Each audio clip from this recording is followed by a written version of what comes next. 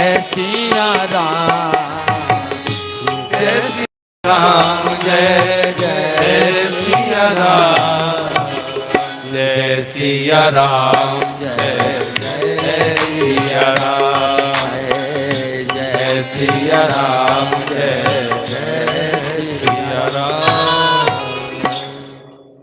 Bag विलंबन करिय नृप, साजी ही सब ही समान।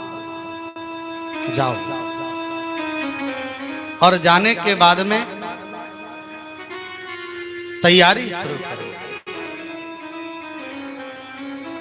दशरथ जी बड़े प्रसन्न हुए।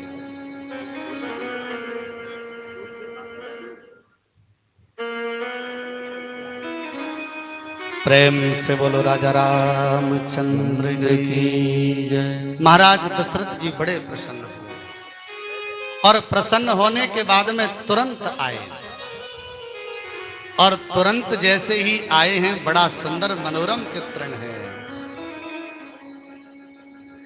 आकर सभा में सभी लोगों को चर्चा सुनाई। सभी लोग बड़े प्रसन्न हुए।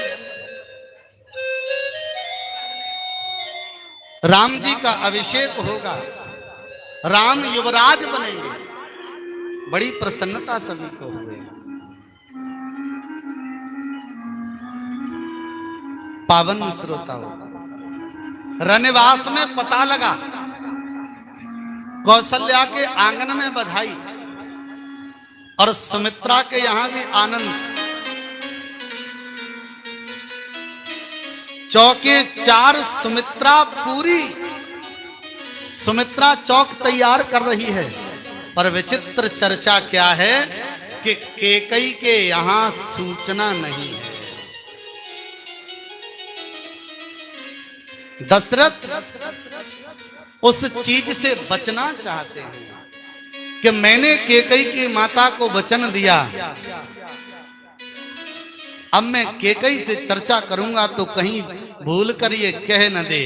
तो जब तैयारी हो जाएगी ना, तो केकई को जब सारी तैयारी होने के बाद पता लगेगा तो फिर केकई रोक नहीं पाएगी। मेरे भाई लोगों, ध्यान रखना, मैंने क्या कहा कि निर्मल मन जन सो मोहि पावा, यानी निर्मल मन ही दशरथ है। तो राजा दशरथ की 3 रानियां हैं। कौन कौन सी? कौशल्या, केकई और सौमित्रा। ये 3 रानियां नहीं, ये 3 तुम्हारी बुद्धि के गुण हैं। कौशल्या का मतलब कोमल स्वभाव। अगर तुम्हारी बुद्धि का स्वभाव कोमल होगा तो राम पैदा होगा। कब? जब तुम्हारा मन निर्मल होगा तब। निर्मल मन और कोमल स्वभाव राम को पैदा कराते हैं। दूसरी बात, केकई। केकई का अगर संधि विच्छेद अगर इसका अर्थ करें तो अनेक ही एक ही रूपेण दृश्यते, जो अनेकता में एकता देखे, जो अनेकता में एकता खोजे, ऐसी बुद्धि का स्वभाव है केकई। जो अनेकता में एकता ढूंढे, ऐसी है केकई। अगर तुम्हारा मन निर्मल है और तुम्हारी बुद्धि का स्वभाव अनेकता में एकता, यानी सबको एक करके रखने की क्षमता तुम्हारी बुद्धि रखती है, तो ऐसी बुद्धि का जो फल है वो भरत के रूप में होगा। और सौमित्र, जो सबको मित्रवत देखती है, ऐसी बुद्धि के यहाँ लक्ष्मण, यानी सुंदर राम की सेवा का जो लक्ष्य करके चलता है, ऐसा लक्ष्मण। और जो अंदर शत्रुओं का दमन करता है, ऐसा शत्रुघ्न, यानी 2-2 फल प्राप्त होंगे। विचार करना, बुद्धि के 3 स्वभाव हैं। कोमल स्वभाव, अनेकता में एकता, सौमित्र स्वभाव और निर्मल मन दशरथ। परंतु निर्मल मन दशरथ ने क्या किया कि चौके 4 सुमित्रा पूरी सुमित्रा को बता दिया, कोमल स्वभाव को बता दिया, पर अनेकता में एकता वाली बुद्धि यानी केकई को जानकारी नहीं दी। और कितनी बड़ी विचित्र चर्चा है। कि गुरुजी से भी कह दिया कि हम जा रहे हैं, महल में चर्चा करते हैं, आप भी तैयार होकर जल्दी आ जाओ और आप हमारे पास मत आना, आप हमारे पास मत आना, आप राम जी के पास जाना। गुरुजी ने कहा राम के पास क्यों? बोले राम को थोड़ा समझाना, राम समझ जाएगा, राम को समझा देना।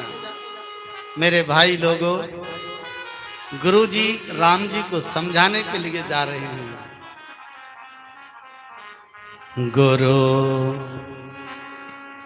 गुरु आगमन सुनत रघुनाथा,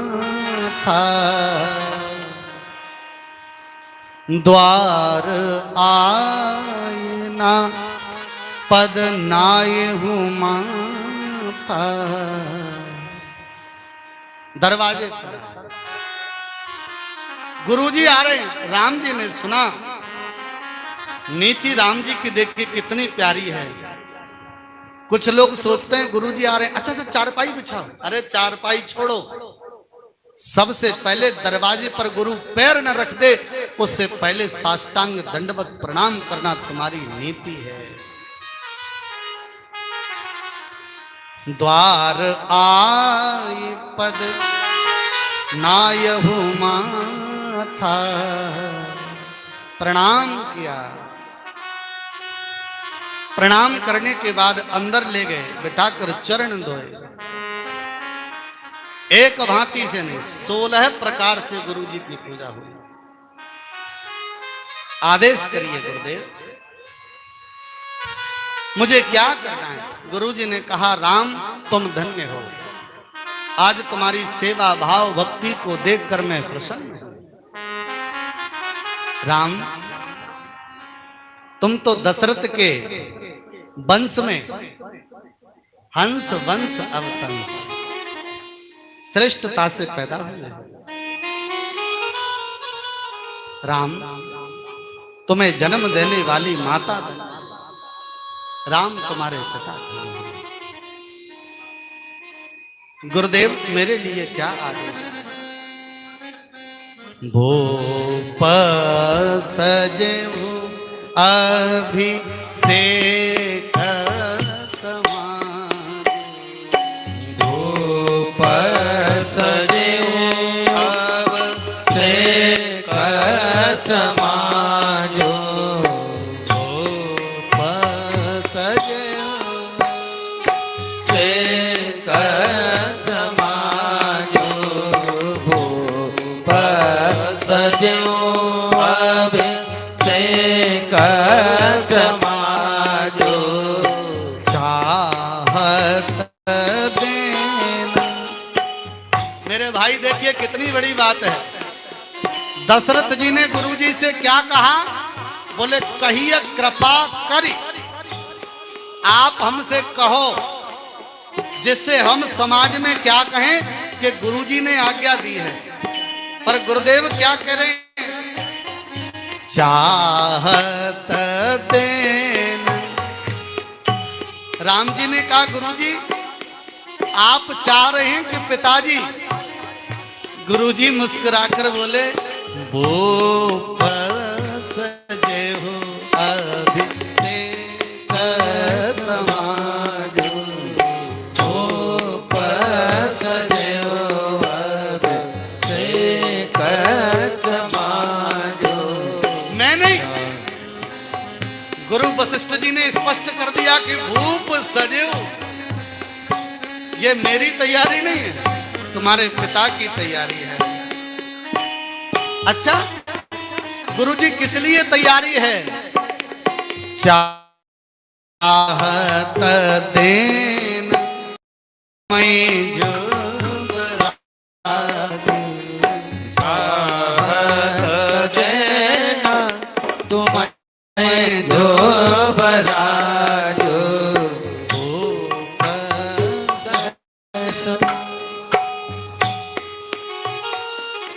गुरुजी चाह देन तुम्हें युवराज, तुम्हारे पिता तुम्हें युवराज बनाना चाहते हैं। राम जी के चेहरे पर न तो प्रसन्नता आई और ना ही उदासी आई। वो तो गुरुजी की चतुराई को देखते रह गए, दंग रह गए। बोले वाह गुरुजी, आप कितने चतुर हैं, हैं? आपने नहीं कहा कि मेरा आदेश है, आपने नहीं कहा कि मैं भी चाहता हूं।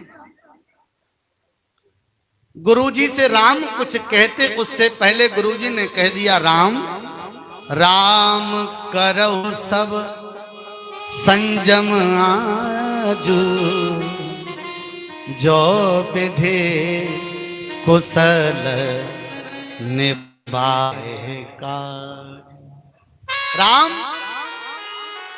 अच्छा ये चौपाई से परे है, ये चौपाई समझ से परे है। इसका अर्थ सुना रहा हूं, आप समझ जाना कि राम करऊं सब संजम आजू। राम आज ही के लिए तुम्हारे पास समय है, जो भी उपाय करने हैं आज ही करो। अब समझ में ये नहीं आई कि गुरुजी बन जाने की तैयारी करा रहे हैं कि युवराज पद लाने की तैयारी करें, कि राम करहो सब संजम आजू और जो वेदे। अच्छा विधि ब्रह्मा कहां से आ गए यहां? यानी गुरुजी ने हवाला दे दिया विधि के विधान का। बोले राम जो विधि, अगर विधि का विधान है तो कुशल निभाए काजू।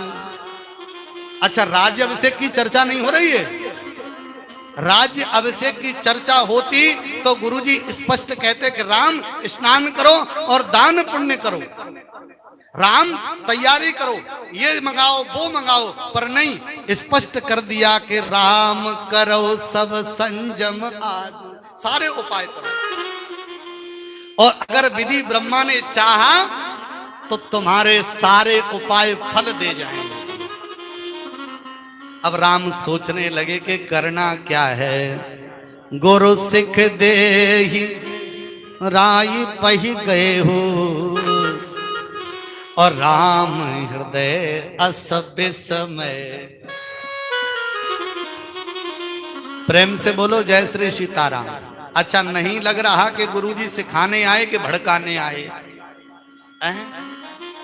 अगर गुरुजी को भेजा नहीं होता तो शायद राम राज्य हो भी जाता। तो गुरुजी तो संकेत करने आए थे कि राम आज ही उपाय कर लो, जो भी तुम्हें कुछ करना है। और शिक्षा देने के बाद में सीधे पहुंच गए कहां? राजा दशरथ जी के पास। अब राम जी के हृदय में विस्मय पैदा हो रहा है। राम जी मन में सोच रहे हैं क्या करें, क्योंकि पिताजी कहते हैं कि युवराज बन जा और गुरुजी कहते हैं कि संयम करो। वो काय का संयम? बोले बन जाने की तैयारी करो, संकेत कर रहे हैं। अब गुरुजी की बात माने कि पिताजी की बात माने, मन में चिंता कर रहे हैं कि जन्म में एक संग सब भाई, जन्म में एक संग सब भाई, जन्म में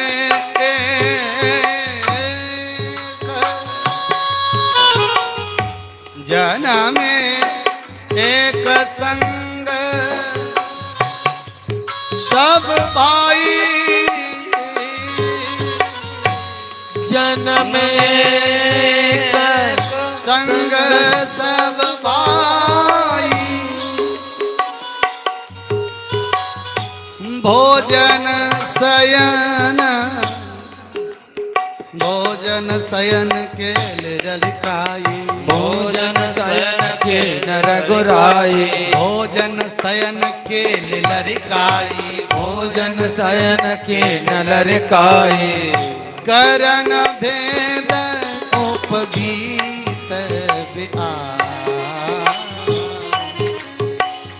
कर्ण भेद उपवीत संग संग सब भय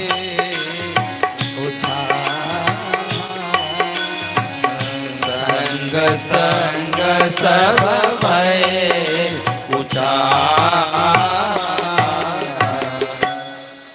भाई मेरे बात सुनना, कितनी प्यारी राम जी की सोच है कि जन्मे एक संग सब। हम भाई लोग सब साथ में पैदा तो हुए, और भोजन शयन खेल लड़काई, खेल भी भोजन भी सब साथ साथ हुए, परंतु कर्ण भेद उपवीत विवाह ये क्रियाएं भी साथ साथ, परंतु राज्य मेरे अकेले का क्या। राम जी के मन में सीधा सीधा संकेत आ रहा है कि अगर मैं अकेला राम राजा अयोध्या का बन जाऊं तो मैं अकेला ही राजा बनूंगा, और अगर मैं जंगल का राजा बन जाऊं तो भरत अयोध्या का राजा बन जाएगा। सत्य बताना, एक साथ दो राजा बने कि नहीं बने? और मैं जंगल का राजा बना तो मेरे साथ लक्ष्मण भी जंगल का राजा, और मैं अगर भरत अयोध्या का राजा बना तो उनके साथ शत्रुघ्न भी अयोध्या का राजा। राम अकेला राज्य नहीं लेना चाहता। राम मन में विचार कर रहे हैं, मैं अकेले नहीं, क्यों ना भरत को भी राजा बनाकर चलूं। लखन लाल जी को पता लग गया कि हमारे भैया राम राजा बनने वाले, दौड़ कर पहुंचे, भैया के चरणों में प्रणाम किया, बड़े प्रसन्नता हो रही है। पूरा नगर दुल्हन की तरह सजाया जा रहा है, चारों तरफ नगाड़े बजने लगे, चारों तरफ सुंदर सजावटें होने लगी, अयोध्या में तेज हलचल हो गई। वर्णन बड़ा सुंदर है, जब अयोध्या में हलचल तेज हुई तो ऊपर स्वर्ग में खलबली प्रारंभ हो गई। सब सोचने लगे कि भैया कुछ करो, दौड़कर सब ब्रह्मा बाबा के पास पहुंचे। ब्रह्मा बाबा ने कहा, भैया मैं क्या कर सकता हूं? बोले, तुम्हारा नाम आया था कि जो विधि, इसलिए अब जो कुछ करोगे आप ही करोगे। ब्रह्मा जी ने कहा, एक काम करो, पूरी अयोध्या में ऐसा कौन व्यक्ति है जो राम के प्रति आवाज उठाए, राम के विरोध में बोले। पहले तो सभी देवताओं ने मना किया, वर्णन है गुरु बृहस्पति जी ने समझाया, बोले छोड़ो, पर नहीं माने जब इंद्र आदि, तो फिर सबने स्तुति सरस्वती जी की। और माता सरस्वती से कहा गया कि किसी की बुद्धि को विपरीत करो जिससे राम के विपरीत में कोई आवाज उठा सके। तो वर्णन है उस समय एक ही व्यक्ति मिला जिसका नाम है मंथरा। प्रेम से बोलो जय श्री राम। पावन श्रोताओ, नाम मंथरा मंदमती और चेरी के कई केरे, अजस पिटारी ताहि करी, सो गई गिरा मत पे।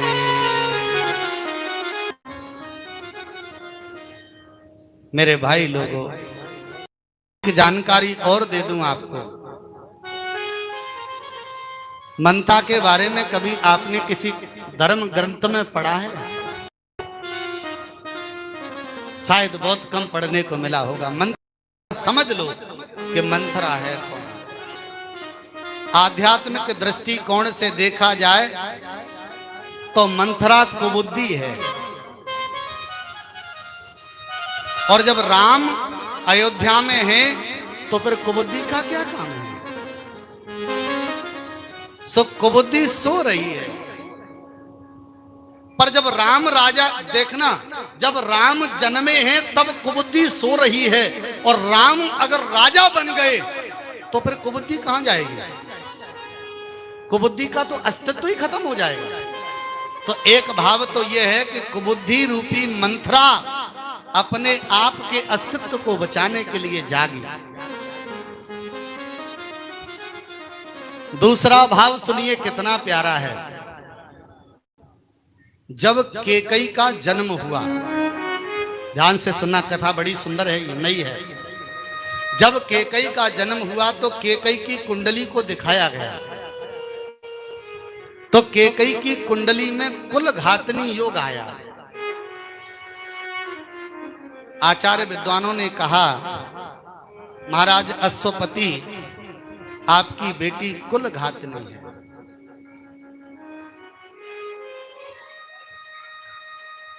वर्णन है कि माता पिता ने उसी दिन से केकई से प्रेम करना बंद कर दिया।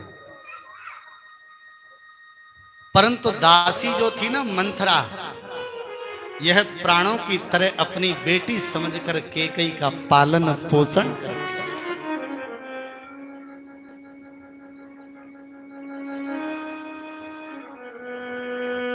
पालन पोषण करती और केकई अपनी माता से ज्यादा प्रेम मंथरा से करती है। इसीलिए जब विदा हुई केकई की, तो केकई ने कुछ भी नहीं मांगा, यही कहा कि मेरी मंथरा मुझे दे दो, और मंथरा को साथ में लेकर आई।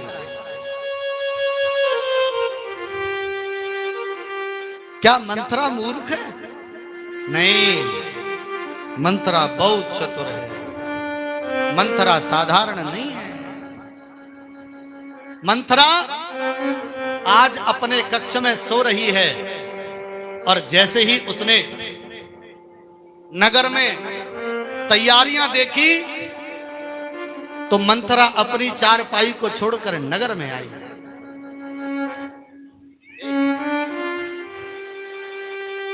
नगर में आई, और नगर में आने के बाद उसने लोगों से पूछा, देख मंथरा नगर बनावा, मंजुल मंगल बाज बधावा।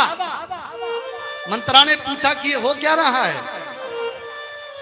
पूछे से लोगन कहा उछाऊ, और राम तिलक सुने भाउर। जब ये सुना कि राम जी का तिलक की तैयारी हो रही है, तो पावन श्रोताओं, मंथरा के हृदय में दाह पैदा हो गया।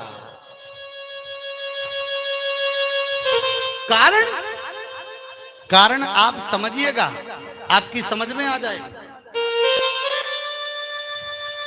मंथरा जानती है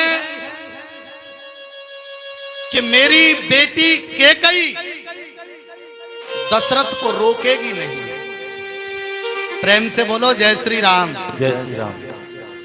मंथरा अच्छी तरह से जानती है कि राम का तिलक होगा और दशरथ करेगा, और मेरी बेटी केकई राम के तिलक को रोकेगी नहीं, उसे होने देगी। आप सोच रहे होंगे फिर मंथरा नहीं चाहती? हाँ, क्योंकि मंथरा चाहती है कि मेरी बेटी के कुल पर दाग न लग जाए। अगर राम को तिलक हो गया, ध्यान से सुनना, राम को तिलक हो गया तो ईमानदारी से बताइएगा, सत्य बोलना, राम को अगर तिलक हो गया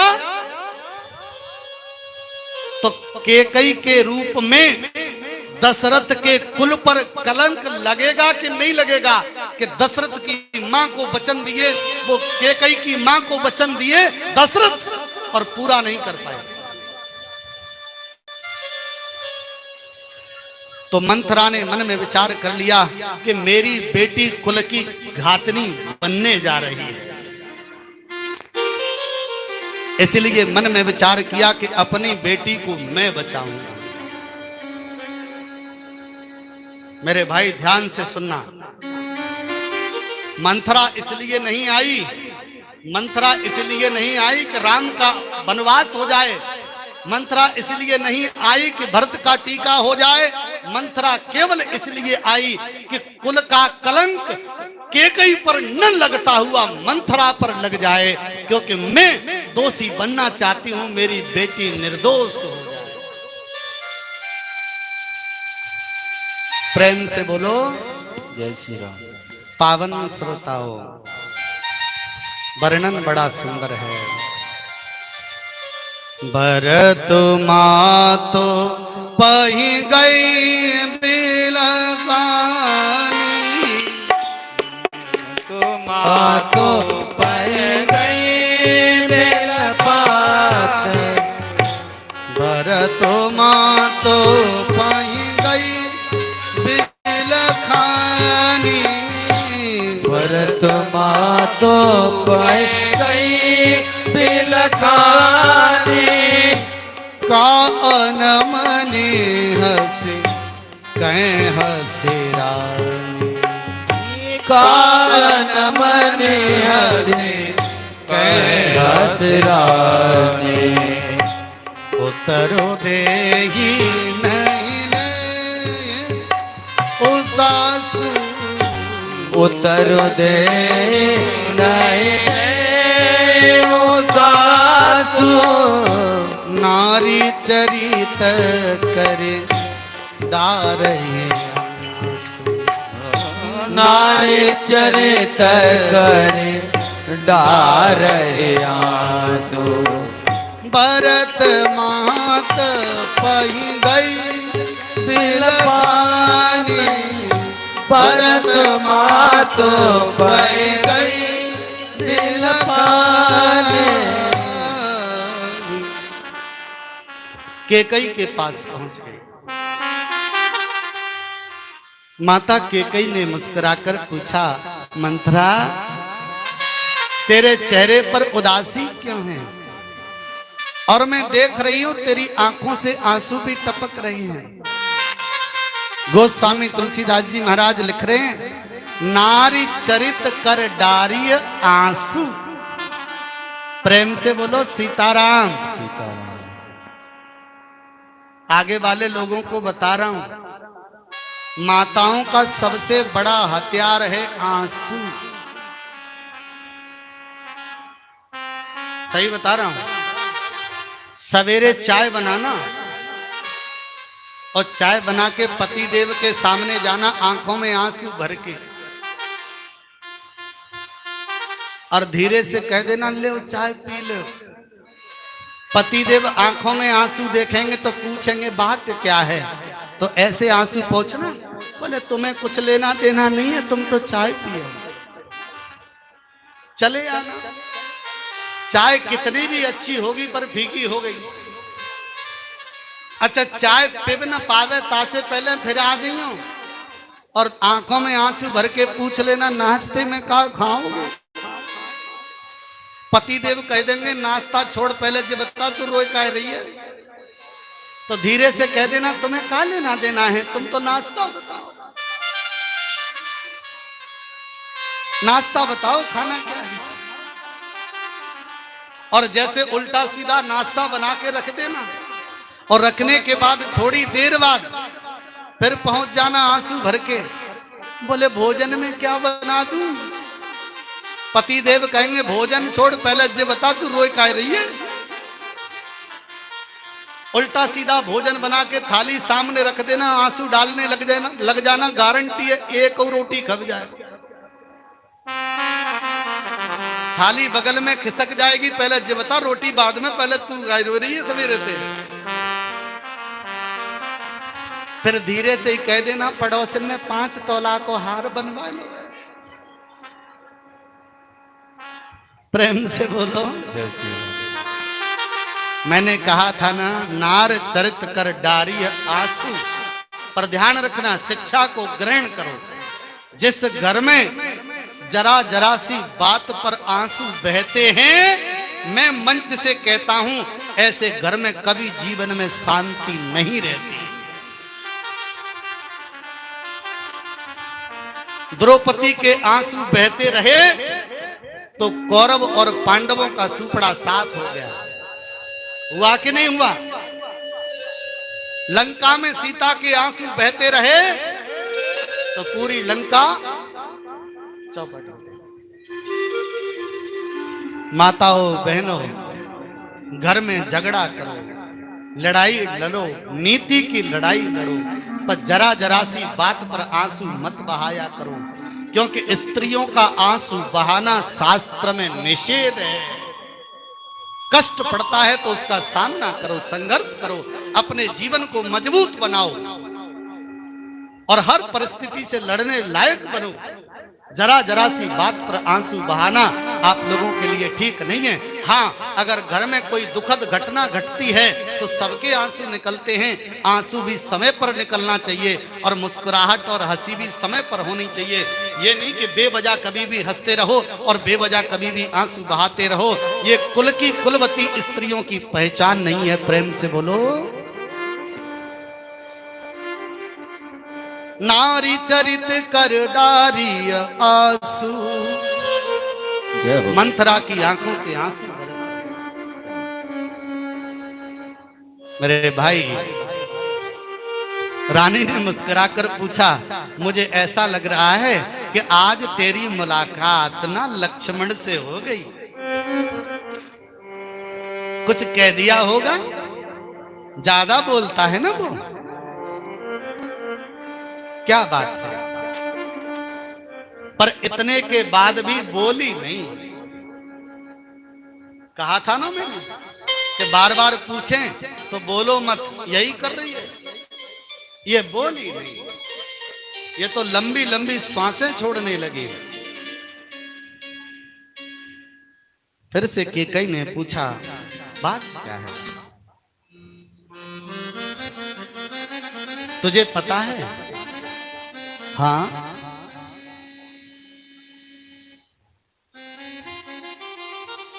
समय समय पर आंसू बहने चाहिए, हर समय नहीं मंथरा। और तू कुछ समय आंसू बहा रही है, और तेरा जो मौन है वो मेरे हृदय में कंपन पैदा करा रहा है। मंथरा, महाराज दशरथ तो ठीक है ना? मेरा बेटा भरत ठीक है ना? लक्ष्मण ठीक है ना? शत्रुघ्न ठीक है ना? और मेरा बेटा राम ठीक है ना? और जो राम का शब्द सुना तो एकदम देवकारी रोल लगी वो तो। प्रेम से बोलो जय श्री राम। बोले, राम से क्या परेशानी है तुझे भाई? राम को कोई परेशानी तो नहीं है? आंखों में आंसू भर कर कहा, महारानी जी। प्रेम से बोलो जय श्री राम। जय श्री राम। रामचरितमानस में केवल एक ही मंथरा है, ध्यान रखना। रामचरितमानस में केवल एक ही मंथरा है, पर अब तो गांव में घर घर मंथरा है। बुरा मत मान जाना। जो घर घर जाकर बहुओं को गलत रास्ते की शिक्षा देती हैं, मैं कहता हूं मंच से, जो घरों में जाकर चुगली करके भड़काकर लड़ाई कराती हैं, मैं कहता हूं मंच से वो मंथरई हैं। एक कहावत सुनी होगी आप। अच्छा, सुना रहा हूं, सुन लीजिए। एक सास बहू में थोड़ा सा झगड़ा हो गया। किसमें झगड़ा हुआ? सास बहू में। सास बहू में झगड़ा हुआ और पड़ोसन छत से देख रही थी। पड़ोसन काय को कहे, मंथरा कहे। पड़ोसन मंथरा छत से देख रही थी कि खूब चकाचक लड़ाई हो रही है आज तो सास बहू में। अब सास 12 बजे निकली मंदिर के काजे, और ये मंथरा ना 12 बजे तक भूखी प्यासी छत पे बैठी कि डुकरिया घर से निकले तब सिखावे बहू है जाऊं। बेचारी सास 12 बजे मंदिर को निकली और जी 12 बज के 2 मिनट पे घुस गई घर में। और इसने जाते ही बहू को रोते देखा, सो पूछने लगी, क्या बात है बिटिया?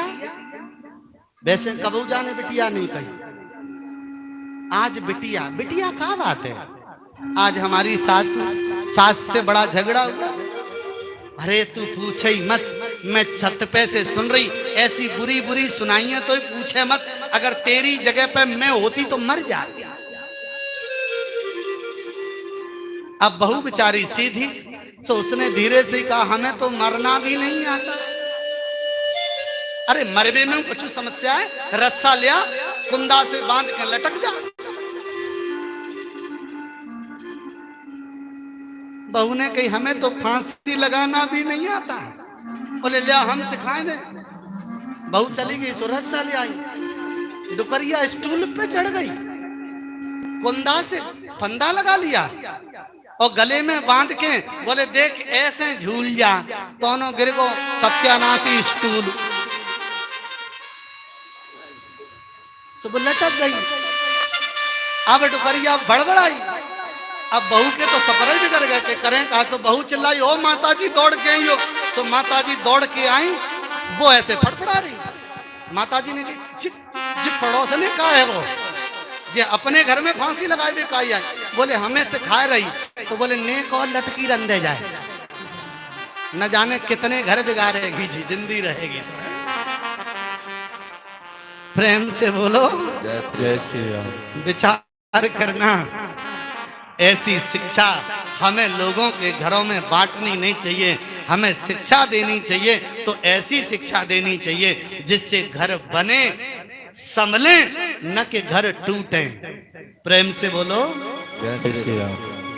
भयहु कौशलयि विधि अति दायिनी, भयहु कौशलयि विधि अति दायिनी, भयहु कौशलयि विधि अति दायिनी, भयहु कौशलयि विधि अति दायिनी, देखत गर्भ रात और नाहिनी, देखत गर्भ रात और नाहिनी, भयहु कौशलयि विधि अति दायिनी, भयहु कौशलयि विधि।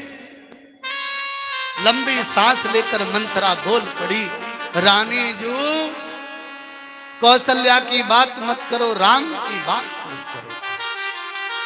अरे विधाता किसी पर मेहरबान है तो रानी जू केवल कौशल्या पर है। रानी जू आज मैं सवेरे जल्दी जग गई और जगने के बाद मैंने महल में सुंदर सजावट देखी। महारानी जू मैंने एक व्यक्ति से पूछ लिया कि नगर में ये तैयारी कैसी चल रही है। महारानी जू उसने मुझे बताया कि ये तैयारी राम के राज तिलक के लिए चल रही है। महारानी आपको पता नहीं है, राम राजा बन जाए मुझे कोई बुराई नहीं, पर कभी तुमने इस बात को सोचा तुम्हारा बेटा भरत कहाँ है?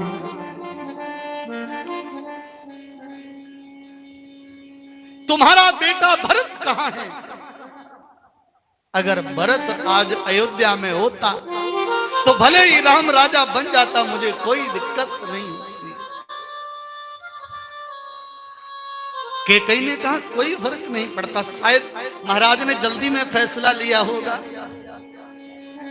महारानी जू फैसला लिया होगा कि फैसला लिया है? कैकेयी ने हंसकर कहा मंथरा मुझे तो पता ही नहीं है। मंथरा तुरंत जमीन पर बैठकर माथा पकड़कर जोर से रोने लगती है। कैकेयी ने कहा बात क्या है, क्यों रो रही है? बोले कितनी विचित्र बात है, जो दशरथ सिंहासन से उतरकर कैकेयी के महल में आता था, जो दशरथ कोई जीवन का फैसला लेता था तो सबसे पहले सलाह कैकेयी से लेता था। आज इतनी महल में बड़ी बात हो गई, आपको पता ही नहीं। आपका बेटा घर पर नहीं, आपको जानकारी नहीं, और पूरी अयोध्या दुल्हन की तरह सज रही है। इसका मतलब यह है कि मेरी कैकेयी का अस्तित्व अब अयोध्या में रहा नहीं। दुख मुझे इसी बात का है।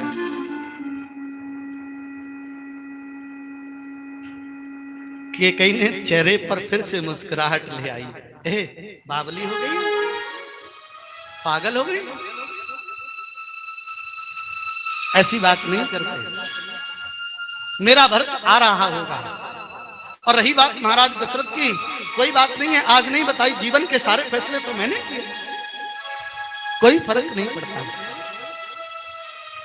आंखों में आंसू भरकर मंथरा ने कहा रानी जू ये पलंग पड़ा है, जाकर विश्राम करो, तुम्हें क्या लेना देना जीवन से। और जब इतनी शब्द कहा कि विश्राम करिए, उसी समय पावन श्रोताओं कैकई का छत्रित्व जाग गया। कैकई ने कहा, ए मंथरा, जबान को लगाम दे, कैसे बात कर रही है तू भूल गई कि मैं अयोध्या की पटरानी और तू मुझसे कह रही है कि सुना, हमारे घर में तू लड़ाई कराना चाहती है, हम बहनों बहनों में फूट डालना चाहती है तू, पति और पत्नी के बीच में भेद पैदा कराना चाहती है तू, भाग यहां से, अन्यथा तेरी जीभ निकलवा दूंगी। और तमाम शब्द कहा, काने खोरे कुबरे कुटल कुचाली जान, ते विशेष पुन चेर कई भरत मात मुस्कान, बहुत कुछ कहा। मंथरा चुप हो गई, पर चुप होने के बाद उसने आंसू डालना बंद नहीं किया। ये चीज सबसे खतरनाक है।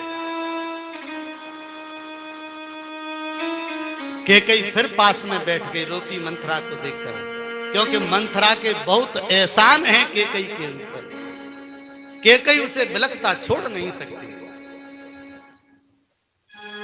हाथ फेरने लगी, मंथरा तू जानती नहीं है, राम कैकई का है, कौशल्या का नहीं है, मेरा राम है।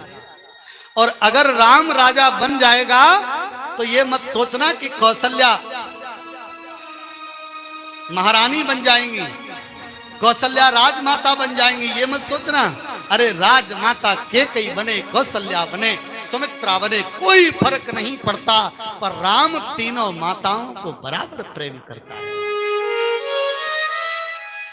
कौशल्या सम सब में तारी, राम सहज सुभाई प्यारी। कौशल्या सम सब में तारी, राम सहज सुभाई प्यारी। मंथरा कौशल्या की तरह राम सबको चाहता है।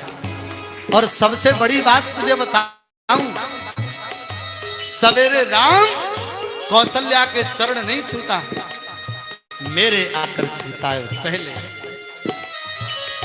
मो पर राम मो पर करही सनेहु विशेषी, मो पर करहु सनेह विशेषी, मो पर करेहु मो पर करेहु मो पर करेहु मो पर करेहु सनेह विशेषी, मो पर करहु सनेह विशेषी। मैं कर प्रेम परीक्षा देखी, मैं कर प्रेम परीक्षा देखी, कौशल्या सम सब में तारी, कौशल्या सम सब में तारी। मैंने राम की कई बार परीक्षा ली और राम हर बार परीक्षा में पास हुआ है। मंथरा और रोने लगी तो कैकई ने मंथरा को उठाकर हृदय से लगा लिया और लगाने के बाद कहा, मंथरा भरत शपथ तो ये सत्य कहूं, परिहर कपट दुराव, और हर्ष समय विस्मय करस, कारण मोह। बाबरी, अगर राम को तिलक हो रहा है तो ये समय रोने का नहीं है, मंगल मनाने का है। सत्य बताना तुझे भरत की सौगंध है, राम के तिलक के लिए रो रही है तू, या कोई और कुछ कारण? पावन श्रोता ध्यान रखना, ये बोली नहीं। और केकई का हृदय धड़कता चला जा रहा है। केकई फिर पास में बैठ गई। मंथरा, बात क्या है? मंथरा ने कहा, रानी जी, एक बार मैं बोली थी और एक बार बोलने में आपने मेरी घर फोड़ी और जीव ईव कड़वाने का क्या क्या नहीं कह दिया। अब क्या जरूरत है? मेरी किस्मत में जो भी कुछ लिखा है वो सब ठीक है। महारानी जी, आपके प्रति षड्यंत्र रचा गया है और मैं इस षड्यंत्र को समझ रही हूं, आपकी समझ में नहीं आई।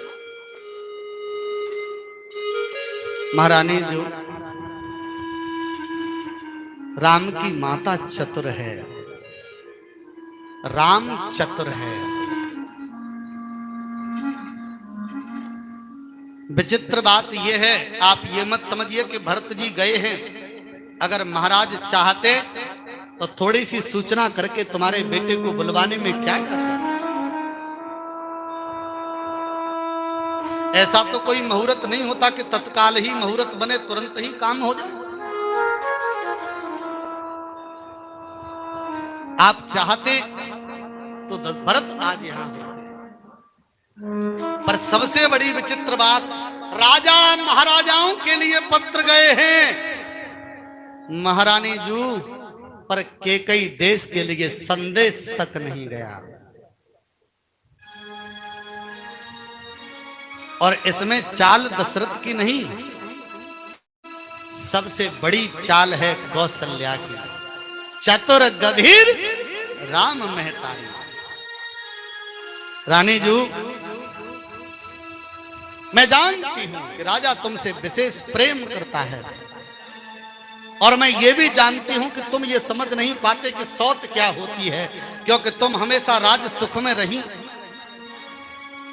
और राजा भी बहुत सीधे हैं। पर रानी कौशल्या के द्वारा तुम्हारे प्रति राजा को भड़काया। विचार करना, ये माताओं की चतुर्वाणी का विचार है। एक बात और समझाऊं आप लोगों को, अगर मंथरा दशरथ पर आरोप लगाती कि दशरथ को भड़का या दशरथ भड़क रहे हैं, तो केकई कभी भरोसा नहीं करती। केकई को भड़काने के लिए सौत का हवाला दिया और स्त्री को स्त्री के प्रति भड़का। दशरथ बहुत अच्छे हैं, तुम बहुत अच्छी हो, राम बहुत अच्छे हैं, पर कौशल्या की नीति खराब है।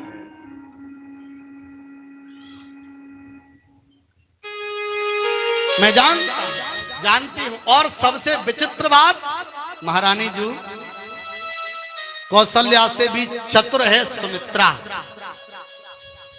तुम अभी की बात कर रही हो? सुमित्रा तो बहुत पहले से जानती कि मेरे दोनों बेटों में से कोई राजा नहीं बन सकता। सुमित्रा को यह भी पता था कि राजा एक ही बनेगा, या तो भरत बनेगा या राम बनेगा।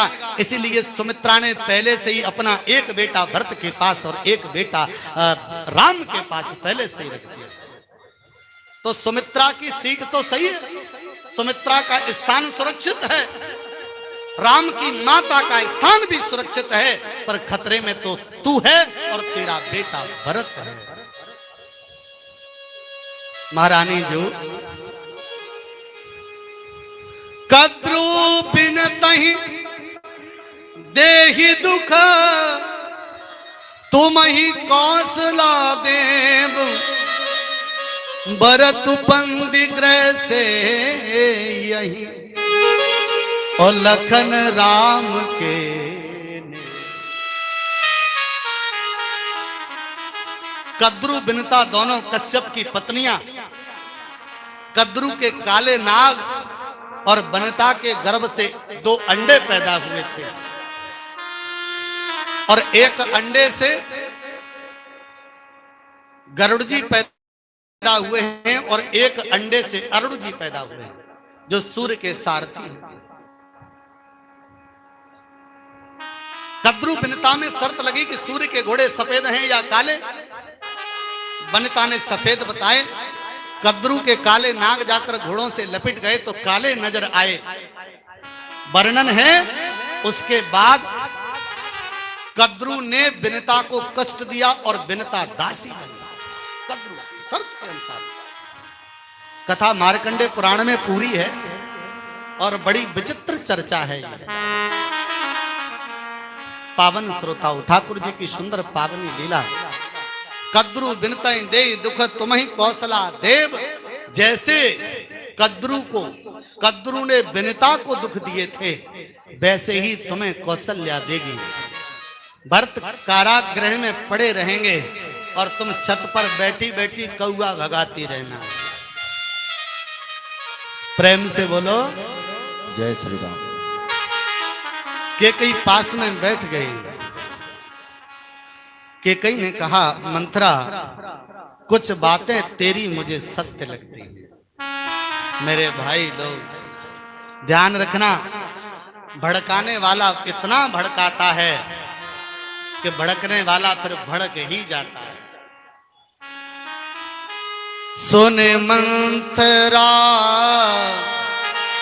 बात फुर तोरी दहिनी आंखें नित पर कही मोरी। मंथरा मेरी आंख कुछ दिनों से फड़क रही है। मुझे लगता है कि तू ठीक कह रही है।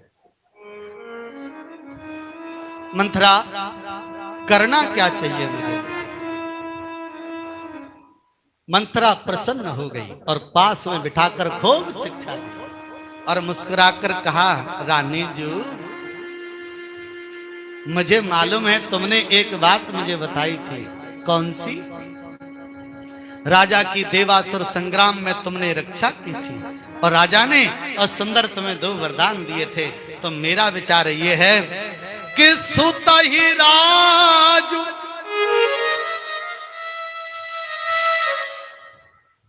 पहले तुम अपने बेटे को राज मांगना।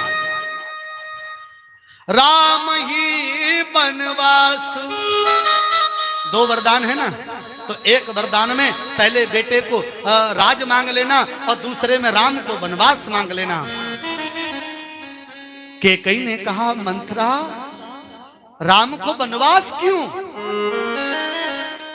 मुस्कुराकर कहने लगी दशरथ राम के रहते तेरे भरत को राजगद्दी पर नहीं बिठा सकते। मंथरा बात तो ठीक कहती है पर एक बात बता, अगर मैं राम का वनवास पहले मांग लूं तो? आंखों में आंसू भरकर कहा राम से दशरथ ज्यादा प्रेम करता है। महारानी जी अगर तुमने राम के वनवास की बात पहले कर दी और कहीं दशरथ को धक्का लगा और दशरथ मर गए, प्राण निकल गए, तो दूसरा वरदान कौन से मांगेगी तू? इसीलिए पहले सुत ही राज, पहले बेटे को राज मांगना। राम ही बनवासु और देहु लेहु सब सबते उलासु। सौत ने तेरे लिए जैसा किया तो उसके लिए तैयारी कर। प्रेम से बोलो जय श्री राम। एक बात और बताऊं मैं आप लोगों को, केकई मान गई पर केकई ने कहा मंथरा मैं महल में कलह नहीं कर सकती। ये आगे वाले लोग सुन लेना ध्यान से। केकई ने कहा कि मैं महल में कलह नहीं कर सकती। मंथरा ने कहा क्यों? बोले महल में कलह करने से घर की बरकत कम होती है।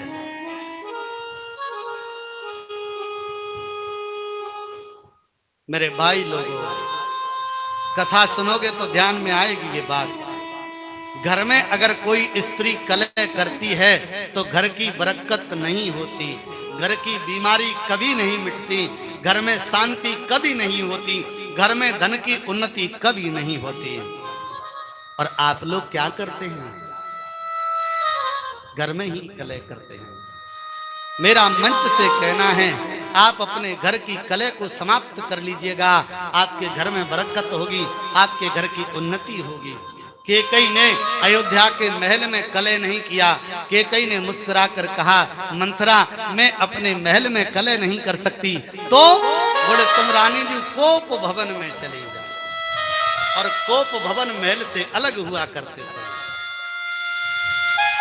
रहते महल में ही थे पर वो अलग रहा करते थे। ध्यान रखना, अगर रूठना भी होता था, कलह करना भी होता था, तो स्त्रियां घर में कलह नहीं करती थी, उनके लिए अलग से स्थान होता था, वहां पर ही कलह होता था।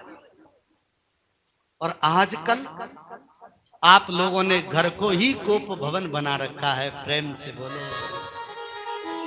बहुत बढ़िया हैं आप लोग, प्रेम से बोलो जय श्री राम। जय श्री राम।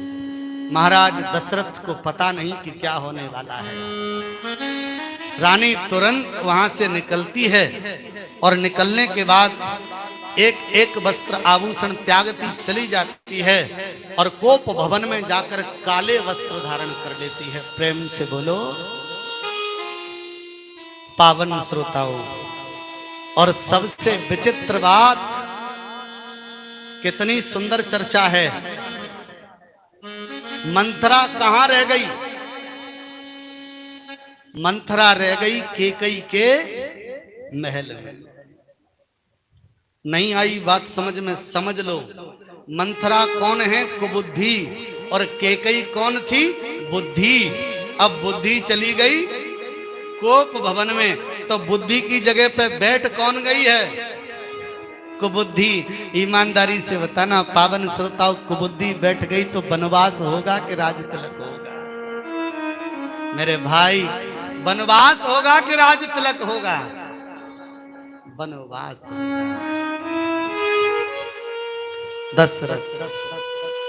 दशरथ जी को पता चला कि तैयारियां पूरी हो गई हैं, तो अब अपनी रानी केकई की याद आई। और केकई की याद करते करते महाराज दशरथ सीधे केकई के महल की तरफ चले हैं। प्रेम से बोलो, वर्णन बड़ा सुंदर है। पर केकई के भवन में पहुंचे तो वहां पर केकई नजर नहीं आई। नजर कौन आई? कुबड़ी, कुबिजा।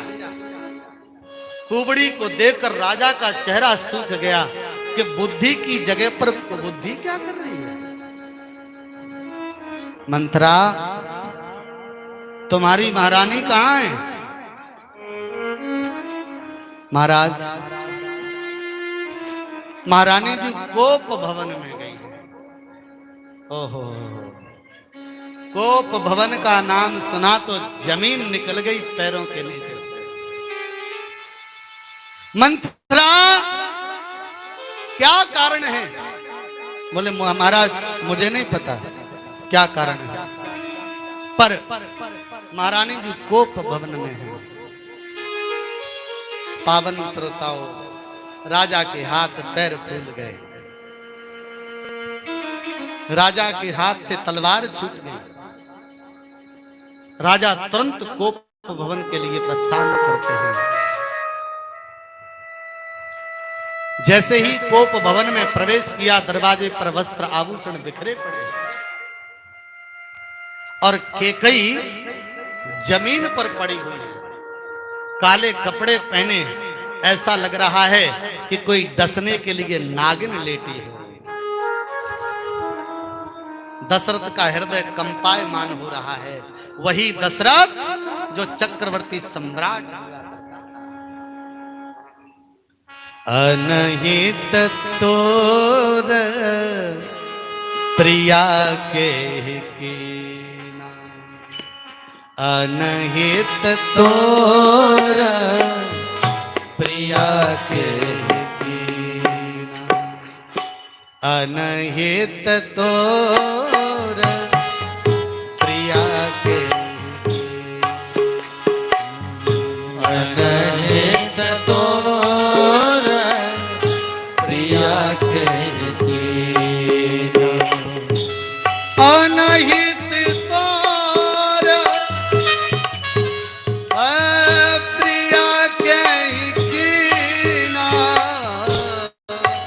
अनहित तोर प्रिया के कीना कहीं दई सिर कहीं जमु चहली कहीं दो सिर कहीं जमु चहलीना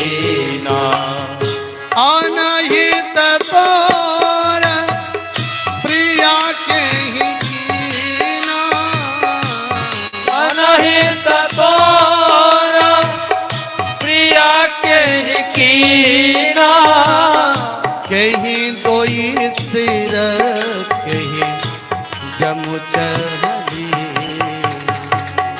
कहीं तो सिर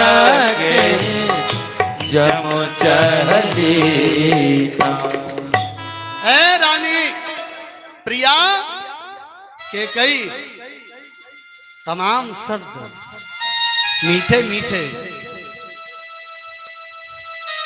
और जैसे ही केकई के ऊपर हाथ रखा केकई नागिन की तरह फुटकार रही है।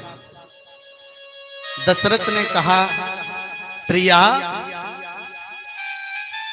ए मृदु भाषिणी सुंदरी क्या बात है। कौन कौन रंग कीनो कौन कौन रेस करूं कि कई अगर किसी ने तेरे प्रति कुछ कहा है तो अगर कोई राजा है तो मैं उसे भिखारी बना दूंगा और अगर कोई भिखारी है तो मैं उसे राजा बना दूंगा। कौन कौन रंग कीनो और कौन कौन रेस करूं कौन कौन निकास देश जमपुर पहुंचाइयो बता।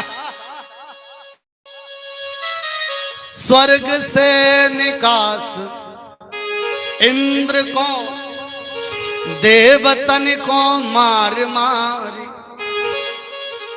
कीनो कौन बैरता ही जमपुर चढ़ाई हो।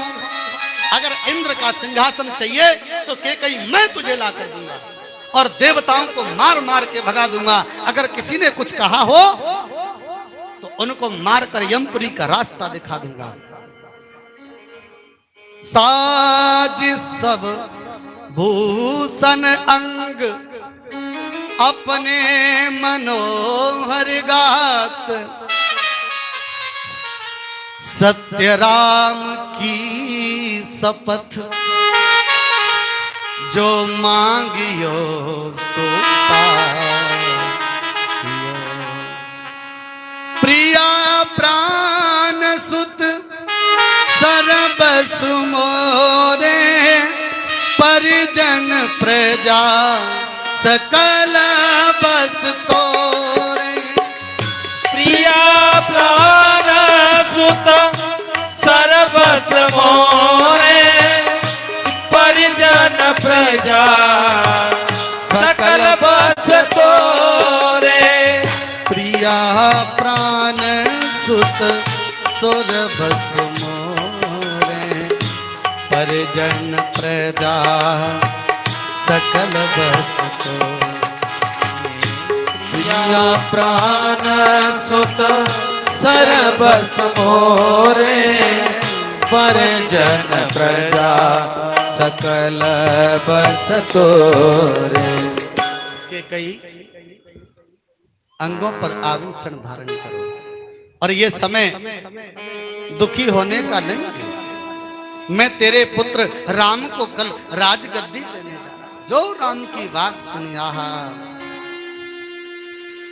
भबक उठी ज्वाला की तरह धधक उठी तुरंत खड़ी हो गई। महाराज क्या चाहते हो आप?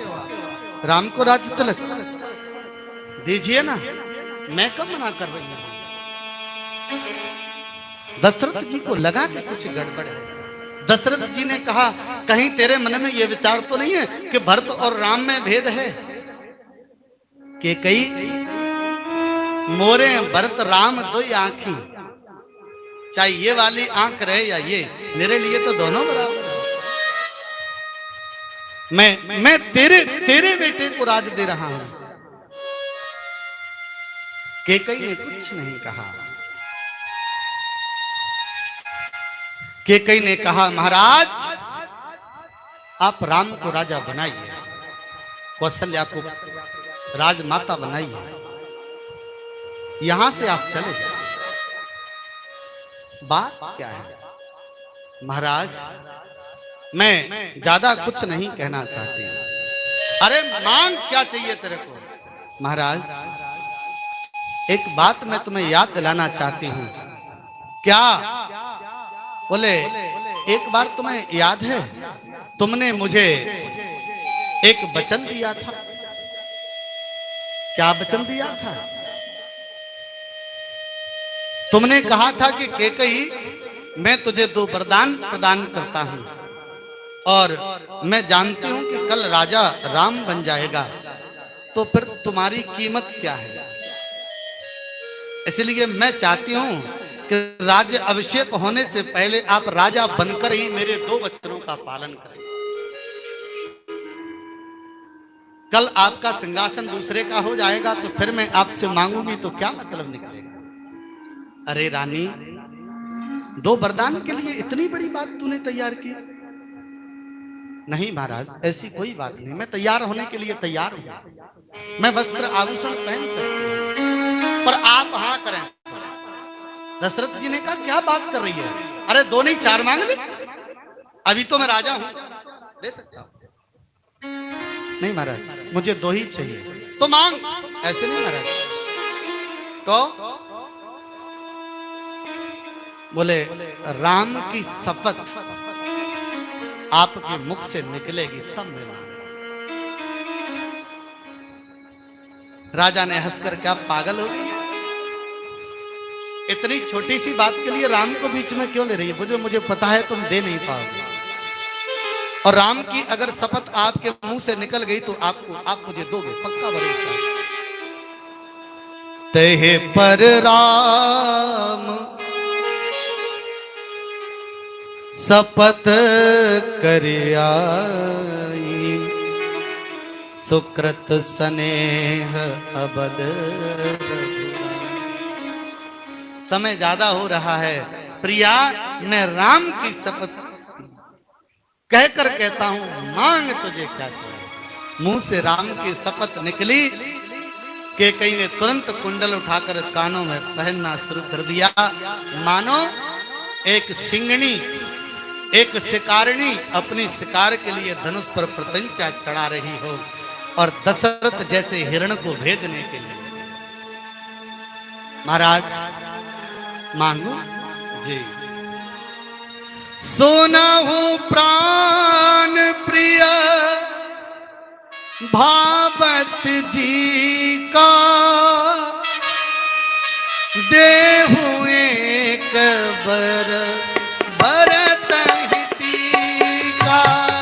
सुनहु प्राण प्रिय बाबत जी का, देहु एक बर भरत हिती का। मन की बात कर रहे हो ना महाराज? राजा ने कहा, पहला वरदान क्या? जो मेरे मन को अच्छा लगा है। क्या लगा है? बोले मैं चाहती हूं कि कल राम का राज तलक न हो, कल युवराज भरत बने। दशरथ के चेहरे से पसीना छूट गया, माथे से हाथ लगाकर नीचे बैठ गया। क्या कह रही है? मन में सोच रहे हैं शायद हंसी कर रही है, मैंने इसको बताया नहीं ना, तो शायद ये इसी वजह से।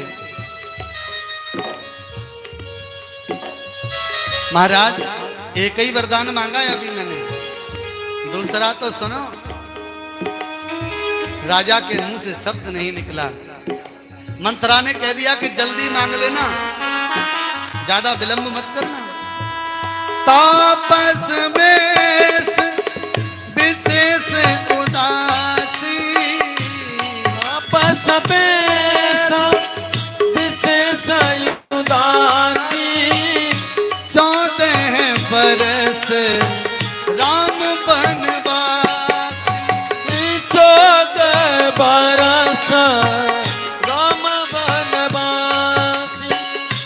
14 बरस